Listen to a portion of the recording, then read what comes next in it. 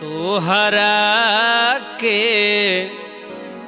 कदीहिए हनुमान तोहरा के कदीहिए हनुमान काने सुनवला रावण मरैले ऐसन खुशी तमाम तमाम हो ऐसन खुशी तमाम ई संदेशा सुना के डलाला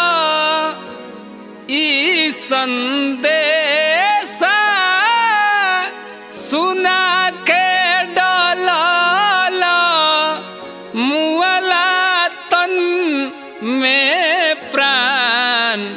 तोहरा के कदीहिए हनुमान तोहरा के कदीहिए